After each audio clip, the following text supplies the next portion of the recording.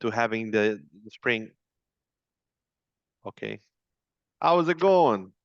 I cannot change what Zoom offers, so this is the background that they have. Well, Zoom, being the multi-billion-dollar company, should know that the March in Europe and in United States of America is usually the beginning of spring, not the beginning Agreed. of Autumn. autumn. That's correct. I agree. I will speak with my people at Zoom and see if we can change the background. That would be amazing. How are you, sir? I'm doing fantastic. How are you doing? I am doing well. Man, I just watched a video of a 20-something-year-old doing a prank thing, and he walked up to a 60-something-year-old in like a library, and he said, "Hey, did you just shit yourself?" And in a whispering tone. And the 60-year-old goes, "No, I didn't, but I don't know. It does smell bad in here. I don't know what's going on." And then the 20-something-year-old continues with his prank as his friend is recording from the corner. And he said, "Well, I've got wipes, if you shit yourself. I know it's embarrassing." And then this 60-year-old is trying to navigate this new societal norm where, 20-year-olds are able to walk up to the elderly or anyone and do anything, and it's just fun, right? And the internet reacts in approval because the internet is full of delinquent 20-year-olds, and the comment sections are led by delinquent 20-year-olds whose brains are not developed because we live in a society where 20-year-olds are not the same as 20-year-olds from 30 years ago or 40 years ago. So That's you insane. fall into this reinforcing cycle where the people, for the first time in history, I was thinking, the people that are controlling what we as a society have like accepted to be normal and what's not is like a 15-year-old. Like a 15-year-old now has the control over what we as a society deem okay because he's reinforced via the comment sections, via likes, via sponsorships eventually, via the other one I mentioned. You'll appreciate this one even more. Did you see a few days ago there was that it's like a YouTuber versus retired soccer players game or something. Yeah? Did you see it? No. No, no. Yeah, But man, I've seen similar, but not. I don't know what you're They talking had about. Kaka playing. They had uh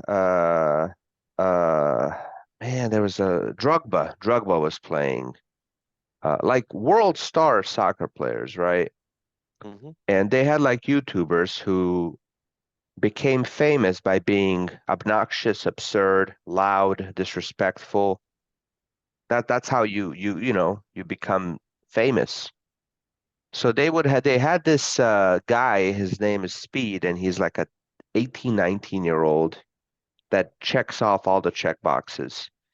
And the coach was Arsene Wenger, Yeah. like a legendary coach, man.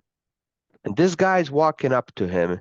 He's like barking next to him because that's what he did to become famous. And the coach is just like uncomfortable, right? Because he hasn't grown up around 18-year-olds that feel like they can do anything. And the 18-year-old, the speed guy, is asking him, "Hey, did you ever train Ronaldo?" Because he's a big Ronaldo fan. And Wenger's like, "No, no, I did not." And the guy goes, "Well, what teams did you train? Who'd you train?" Like an 18-year-old. It's like me walking up to Jeff Bezos, man, and be like acting ridiculous around him and being like, "Who are you? Are you the CEO? Are you the owner of Nike? Well, what company do you own?" You know what I mean? There's just this thing like it's been lost, and it's been lost in Here's the such a way thing. that I don't know how repairable is it? Is it repairable? I don't know, man. It's just, for example, there's that. I think it's from the Bible, where Jesus said, "The meek shall inherit the earth." Where in this The case, Earth. the weak shall inherit the earth. That's what's going on practically. Oh, but there's that. I don't know. Big suggestion if you didn't watch the show. It's a very, very entertaining show called The Yellowstone, and Mm-hmm. it's about a rancher in Montana, and they have a family, the sixth generation ranch in Montana, Mm-hmm. and the rancher guy, he becomes a governor of Montana, and his acceptance speech or whatever, the inaugural speech, and he starts with, no, it was not the inaugural speech, was the speech where he said he's going to run for the governor, and he said, Mm-hmm. if you want progress, do not vote for me. I am the opposite of progress. I am the wall that the progress bashes into, because I want the old times to Mm. happen again. I want to preserve our lifestyle. And if you want progress, go to California, right? So that we need that voice, in my opinion. Old Mm-hmm. school values are something that has to be preserved, or else the weak shall inherit the earth. And then I don't see a way of uh, where this goes, right? Yeah. The scariest thing to me is that it's reinforced by other, delinquents. And that is for the first time, I think, ever, do we have a society where everybody has a voice and people that should not have a voice have the loudest of voices. And that's the scary part, because if the comment section of this video was filled with mature people saying, "Hey, man, that's really disrespectful what you did today. That's a legendary coach." I mean, that aside, it's a grown ass man. It's a 70-year-old man, and you're talking to him as if he was a 15-year-old child. Then the person that did that would see that and go, yeah, this is wrong. Okay, I'll not do that. But when the comment section is full of like, ha ha ha, that's great type of thing, then it just ups the bar and says, how do we disrespect people even more? And then you have a video of someone walking up to a, middle age or an older guy in a library and doing that. Okay, let's get back to business. Let's get So back it's to business. Monday. We're gonna go ahead and sort of recap last week, how things went, add any commentary.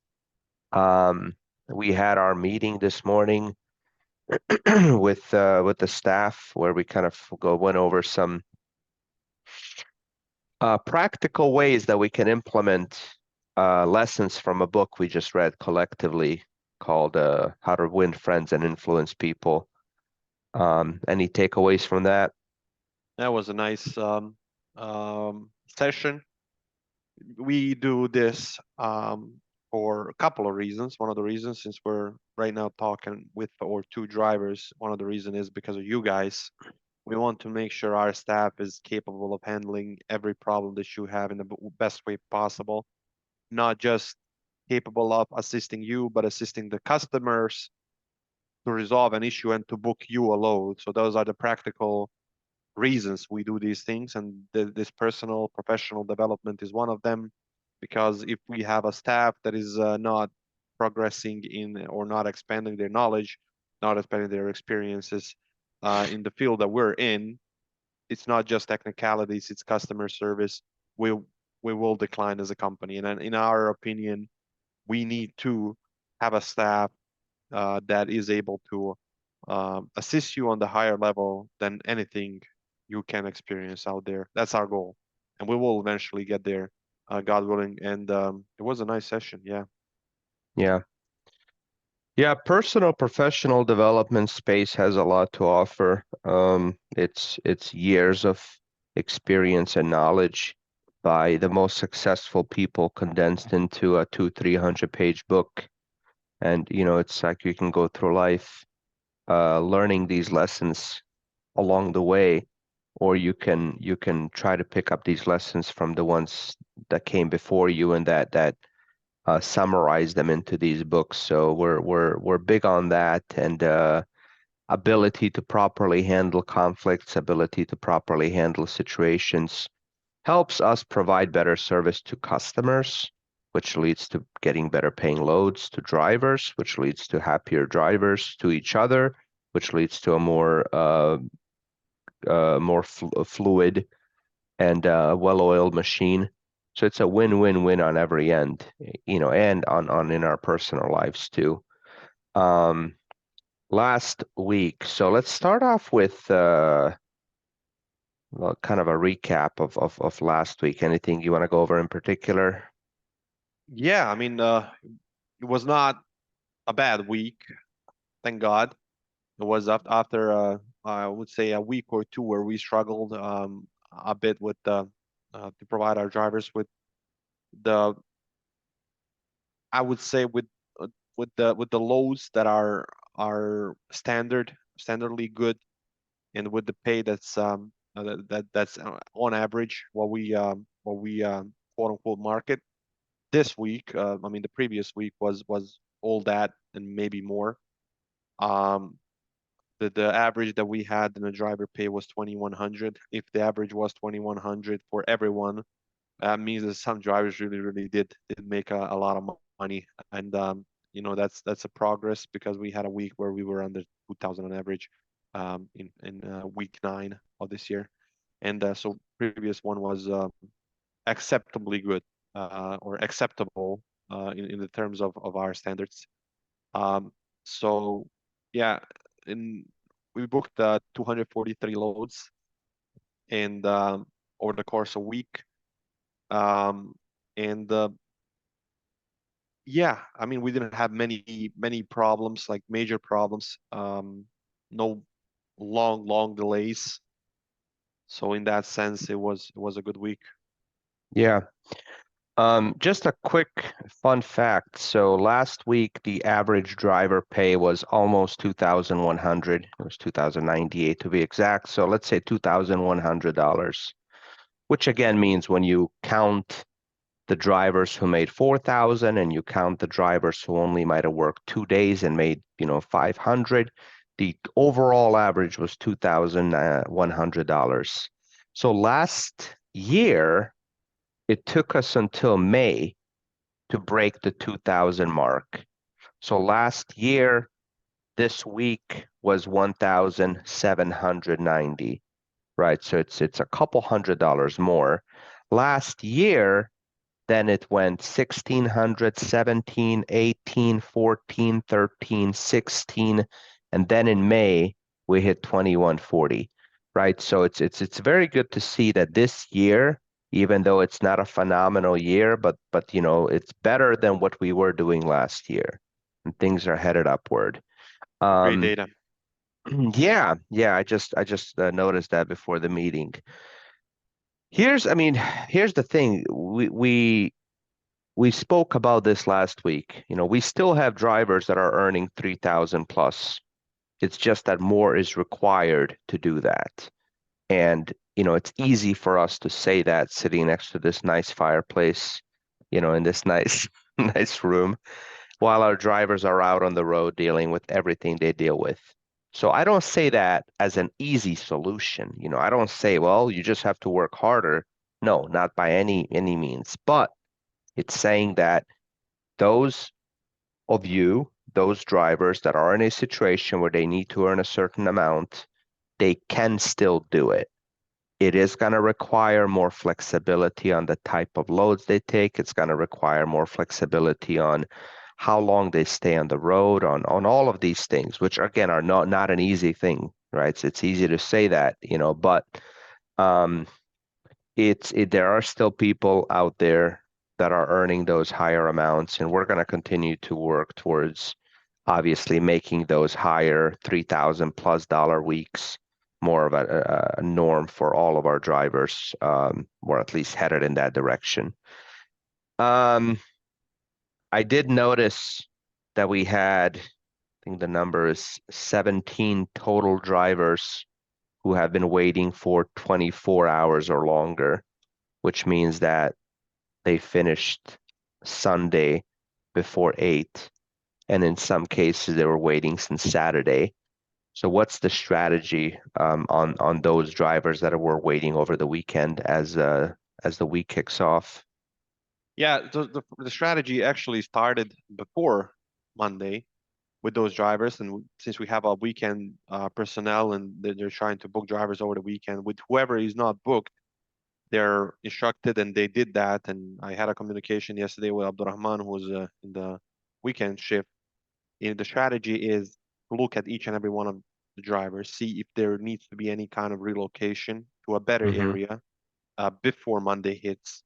One of the examples was we had a driver actually waiting since Friday in Quebec, and he was not exactly in Montreal, in between Ottawa and Montreal. And Abdurrahman yesterday moved the driver because he was waiting for so long.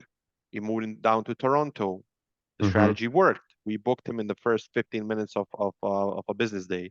So that's the kind of strategy that we're implementing during weekends. We're relocating who needs to be relocated.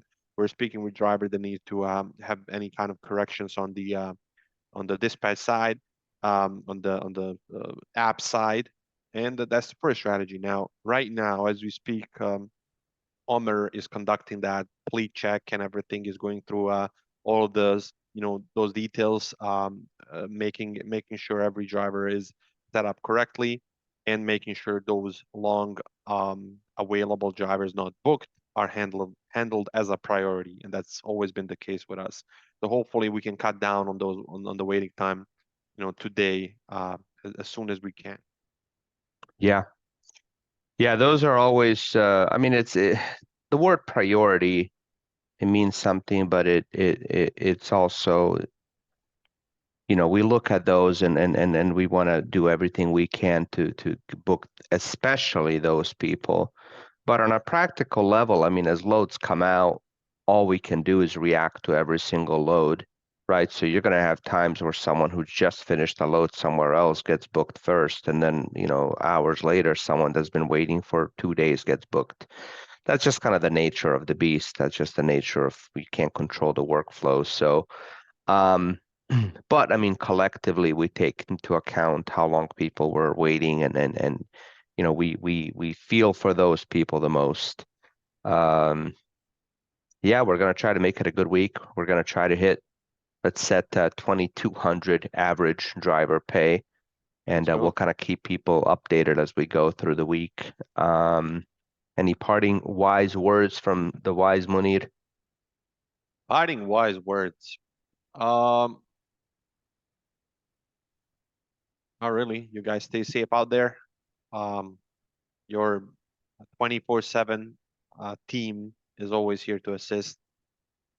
I'm not in the age of being that wise. I guess a lot of you guys out there are can be my mothers or fathers. So not really nothing to say to you guys that will change your life over the No, over the over the night. no biblical phrases.